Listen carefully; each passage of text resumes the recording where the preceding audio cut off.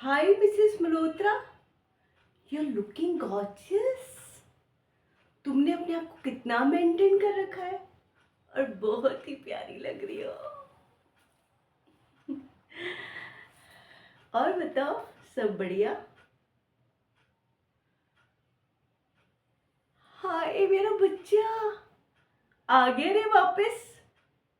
एक कार चोरी बड़ी भारी पड़ गई मेरे बच्चे पे। और ये तूने क्या हाल बना रखा है अपना? कितना दुबला पतला हो गया। कोई डाइटिंग वाइटिंग कर रहे हो क्या?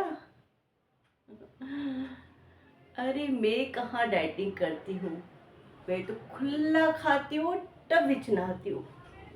एक ही तो जिंदगी है, इसलिए इंजॉय करती हूँ अपनी जिंदगी को। अपना ख्याल रखा कर बेटा, ठीक है? Thank you.